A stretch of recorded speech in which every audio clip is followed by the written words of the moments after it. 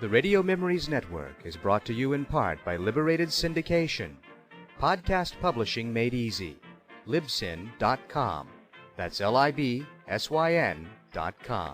Course heading, Captain.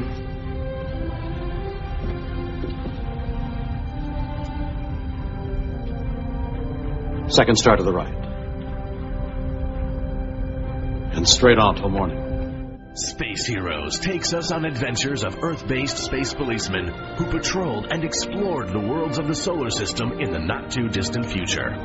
Our heroes fight for truth and justice while struggling with evil alien races. Join us as we continue the journey of those early space heroes who inspired us to dream and use our imaginations. Now to this week's Space Heroes journey into the vast unknown realm of space. This is the log of Magnus Carter, scientific observer with the Space Force. Following our capture by the Centaurian women, we were taken to their mothership and kept under close observation. Finally, we learned that they intended to return to their distant star and take our radio operator, Chipper Barnett, with them. With 1 hour to go before blastoff, we escaped from our quarters and made our way to the section where our craft was docked. When the four of us arrived at the mothership's airlock, we discovered there were only 3 spacesuits. Lodrick and Saxon took Chipper through to our craft. Then, with time running out, Saxon returned for me. One more operation and we're home and dry. Why haven't they sent somebody for us? They're too busy preparing for blastoff. They could have postponed it. They can't. The process can't be reversed. Hey, this air pump's taking its time. Should have done the job by now. This is still working. Yes, but so slowly. At last. Open the door and let's get out of here. It's stuck. And the lights are dimmed. Well, they must have gone over to emergency power. That means there's none to spare for the airlock. The door's half open. Perhaps we could squeeze through. No, we'd never make it. Not in inflated suits. Then we're trapped. Looks like it. And with the starship about to blast off in less than 10 minutes.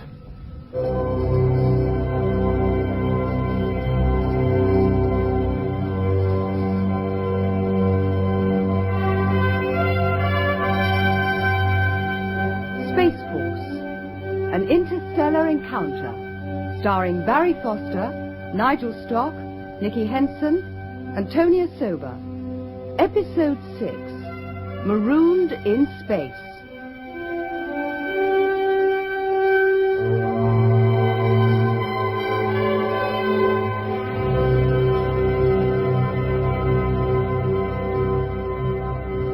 We can't just give up, Magnus, not now. But there's nothing we can do. There must be something.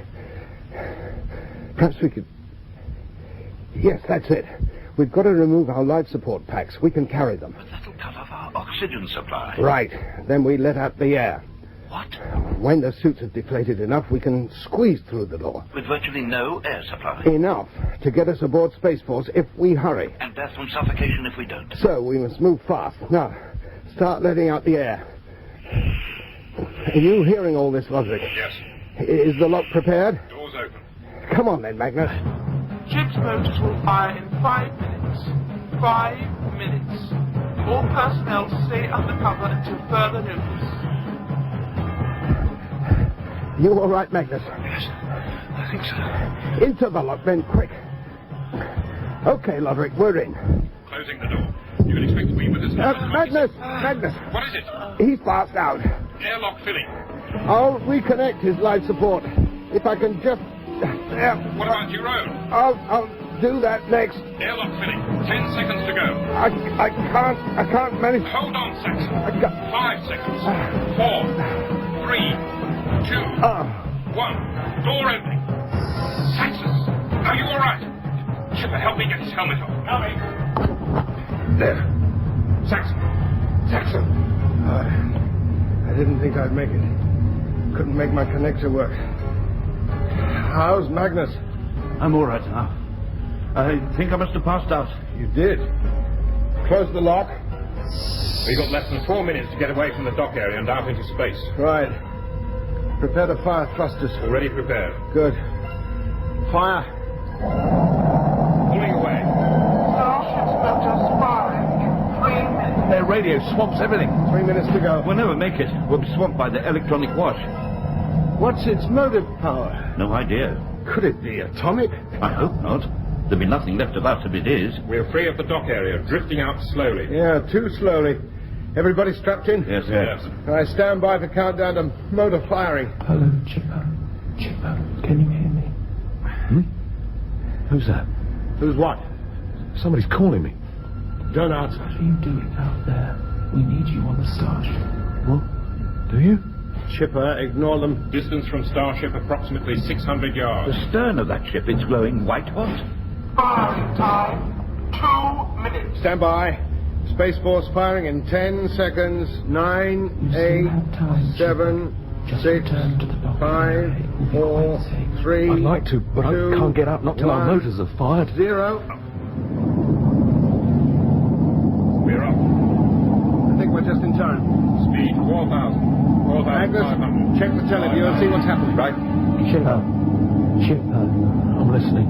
Ludwig, look after Chipper. I don't believe it. They're coming after us. What? One of their small craft there on the screen. They haven't time. Their own ship's about to take off. But the initial acceleration is very slow.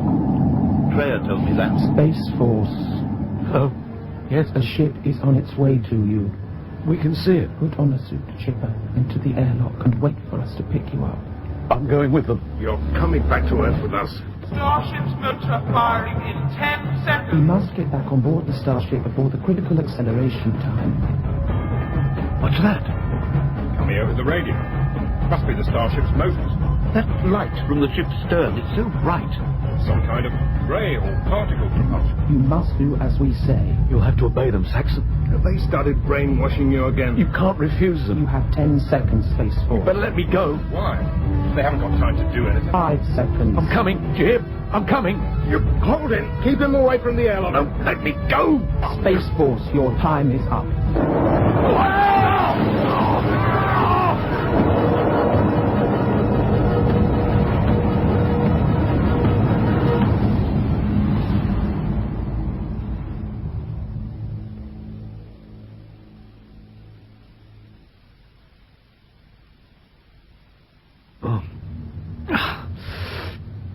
What happened?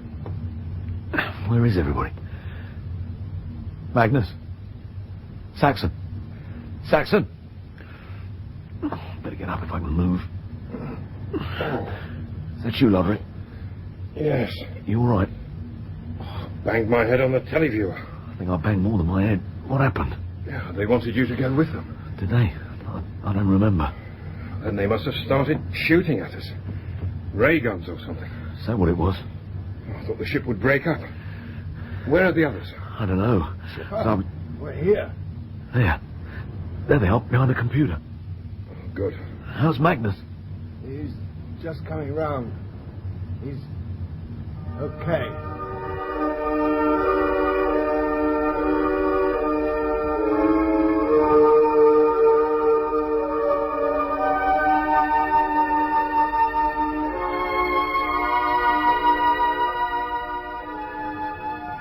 Right, first thing we do is examine the ship from bow to stern. Try to get a few things working. It's not completely dead. We've got the emergency lighting. And gravity for some reason. Yes, it's very weak, though. Hardly enough to keep our feet on the floor. So, what do we do? You come with me, Lodrick. Right. Let's try and restore the power supply. What about me? Try to get the electronics working. Televiewer first, then the radio, then the computer. If we could get the door to the observation dome working, we could see out. Now, we need a lot of power for that, maybe more than we've got. Magnus, you stay with Chipper. If we need you, we'll call you. Right. Come on, Lodrick. First thing to look at is the thermoelectric generator.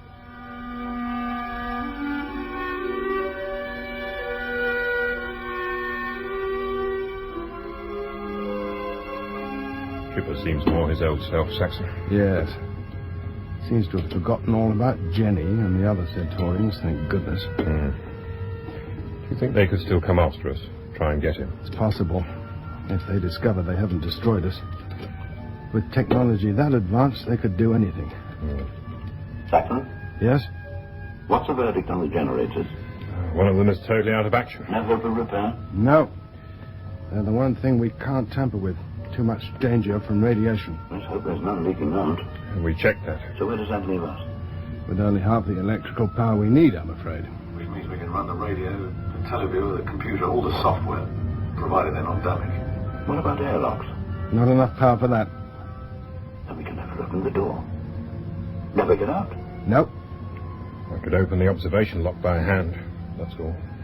I see. We've just got to hope we can get the radio operating. Then we can contact Earth and get some help.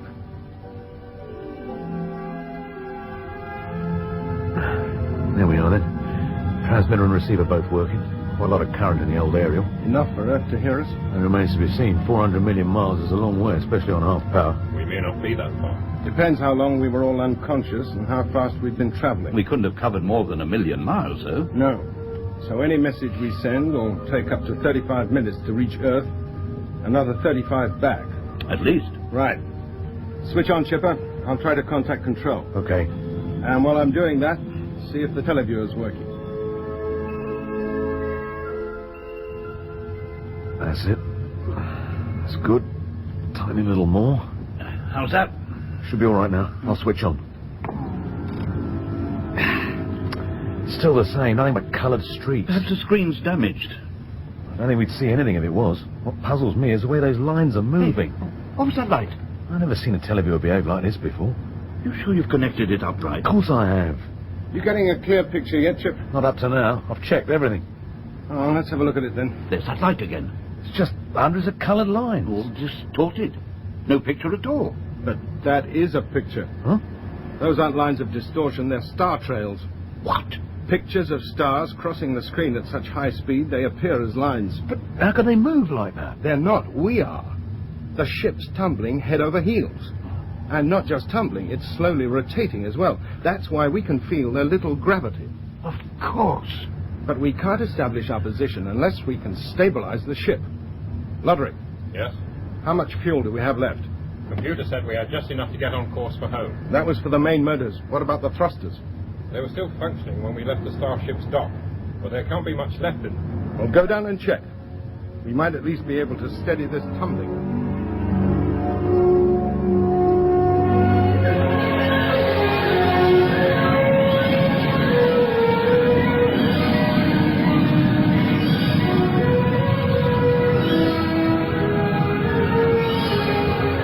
That's it. The thrusters are working. Definite star images on my screen. And mine. Just a few seconds more. What's happened? Sorry, Saxon. No more fuel. We'll just maintain a slow tumble from now on. And we're still rotating. Yes, we can allow for that. It's far better than it was. Let's get back to work. Lodrick, start on the observation dome lock. Open it by hand. Yes. Chipper, try to get the computer going. Magnus will help you. Right. I'll try to locate position and speed with the aid of the televiewer.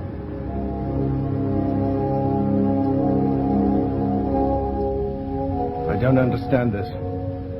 If only I could use the computer. Sorry, Saxon, it won't function. Or even a reply from Earth.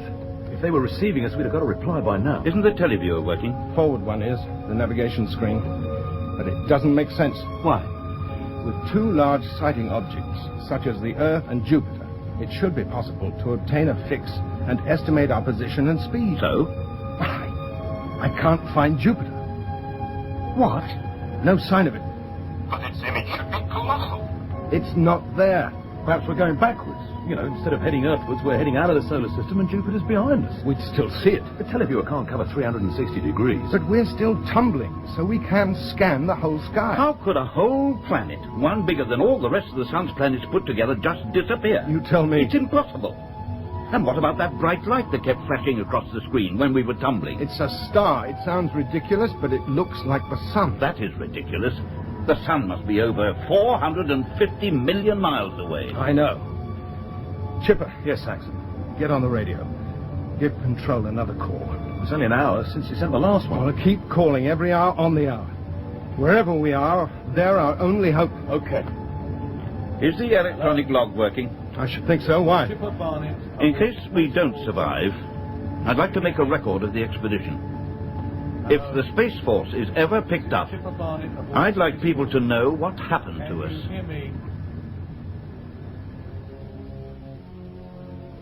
Log entry number 726. This is the story of a journey among the stars. An intergalactic adventure so astounding that even now, as the great trauma draws to its close, I find it difficult to believe it actually happened. But the evidence is there. What we have all been through was no bad dream, nor the figment of some crazy imagination. Even now we cannot survive, except by the intervention of a miracle. Chipper. Yeah? Time to send another message. Okay. I think I might do better listening out in the headphones. Might be a weak response. All right. If I get a reply, I'll put it through the intercom circuit straight away. Good. Switch off the amplifiers, that saves a little power. And plug in the phones. That's odd. Doesn't sound like that. Oh, well, nothing's working properly on this ship. Might as well start calling. Hello, this is Chipper Barnett aboard Space Force. Can you hear me? I repeat, this is Chipper Barnett aboard... Hey? Who's that? Is that Chipper? Yes. Who are you? I heard your call for help. But who are you? You do need help, don't you? Who are you? I'm Jenny. Oh, no. This is Chipper, isn't it? Go away. But I want to help. Go away. We don't need any help. But you said you were desperate. We're not that desperate. Go away. Chipper. We don't need you. Go away. Chipper. Here, give me those phones. Hello, hello. This is Commander Saxon Berry aboard the Space Force. Come in, please. Come in, please. We need to hear from you. Hello, hello. There's nobody there. Yes, there is. Are you sure you're not hearing voices again? Yes. You're certain? Yes, I am. Who was it then? Jenny. Jenny? What's going on? He says he heard Jenny calling. She came up on the radio, answered my distress call. No, you couldn't have heard her, Chipper. You destroyed her back on the starship, don't you remember? When Saxon found you in the blue section. Jenny, did he say? No one else heard her, only him. But he was wearing headphones. I put them on. I didn't hear anybody. She was there, large as life. She knew me. Well, then she'll most likely come up again, so keep listening. Yes, But not on the headphones. We all want to hear. Put your receiver through the intercom. If you say so. I do. Now back to work. Hey, Ludwig, what's that? My telescope, the 18th century Cassegrainian. You aiming to use it? In the dome? Why not? Might enable us to identify something, help establish where we are. Well, good for you. But don't go looking at that bright star. You'll blind yourself.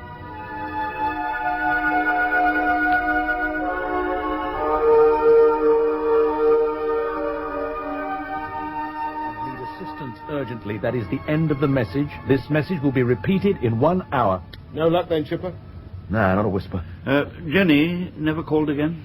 You would have heard her if she had. The circuit's plugged into the intercom. You'd all hear her. I doubt it. You don't believe Now, me? don't get upset. We're under great strain. It's bound to have a bad effect on all of us, some more than others. Saxon, quick! You've seen something? Yes, but I can hardly believe it. What is it? Jupiter! What? Yes. But I've been scanning everywhere on the televiewer. There's been no sign of it. Come to the observation dome. See for yourself.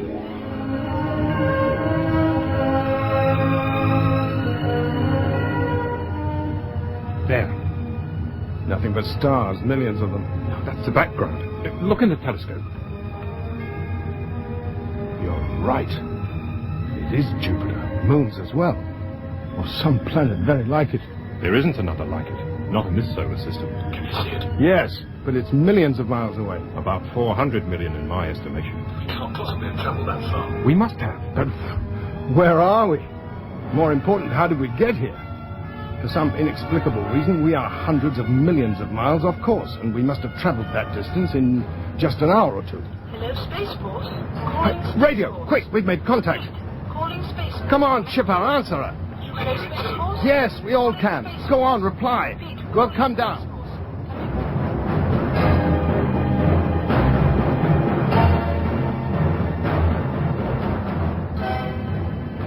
Space Force calling. Receiving you loud and clear. Is that Chipper? Chipper Barnett? Yes. Who are you? I'm Jenny. You remember me, don't you? Will I ever forget you? Last time I called you, you told me to go away and not to bother you. No, that's right. But you were in distress. Needed help. We all are. There's more than one of you. You know that. How should I know?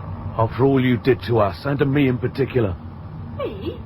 I've never met you. Move over, Chipper. I'll talk to her. You're welcome. Listen, are you Jenny? Yes, I am. Then you know who we are and probably where we are. You're the only one that does. Me? Are you programmed to torment us? Programmed? What do you think I am, a computer? We know you are.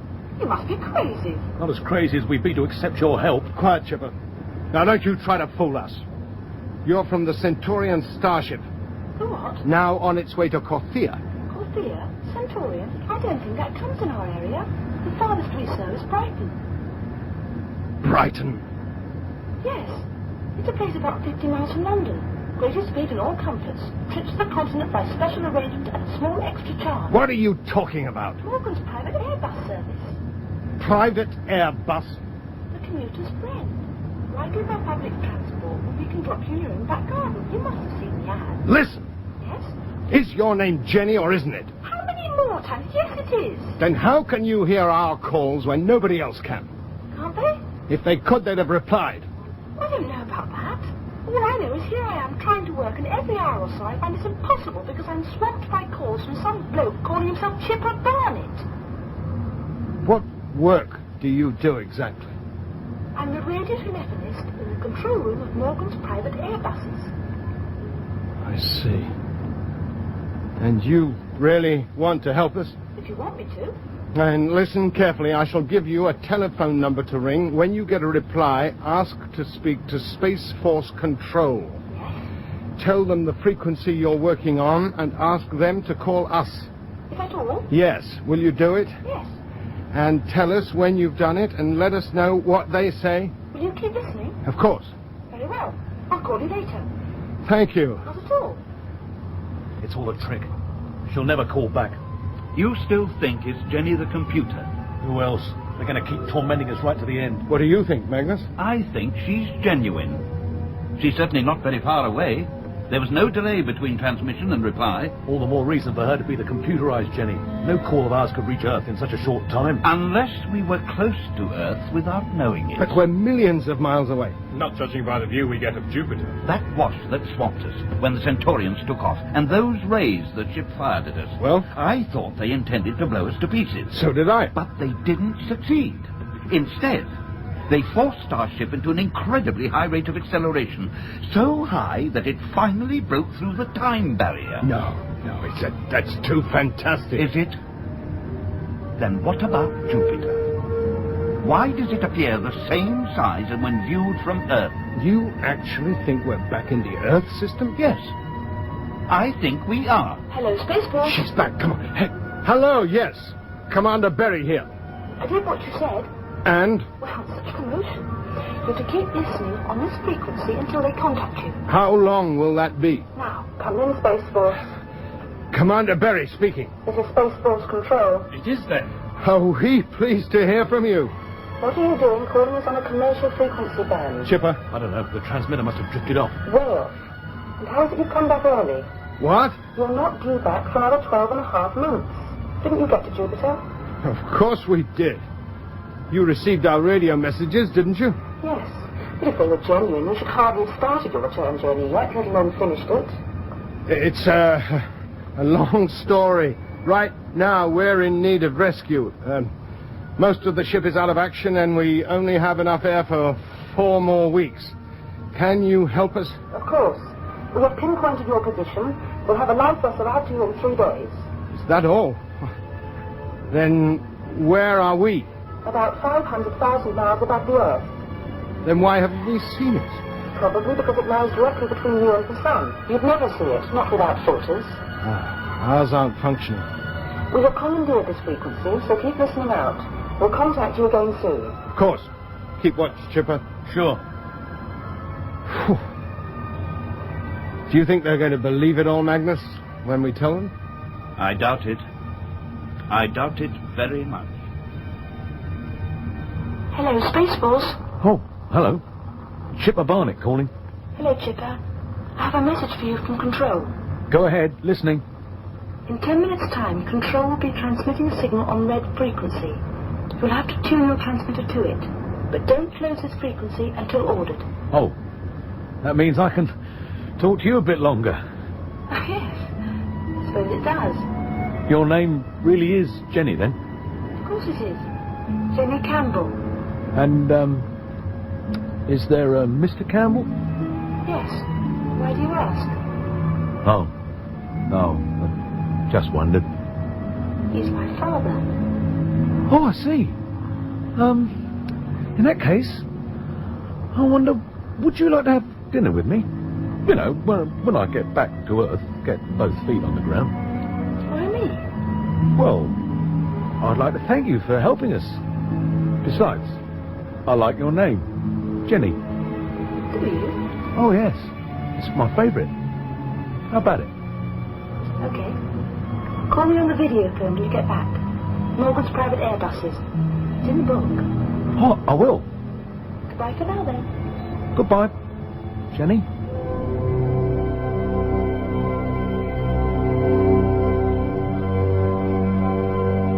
In that episode of Space Force, Saxon was played by Barry Foster, Chipper by Nicky Henson, Magnus by Nigel Stock, and Loderick by Tonya Sober, with Teresa Stretfield and Wendy Murray. Space Force was written by Charles Chilton and produced by Paul Mayhew Archer.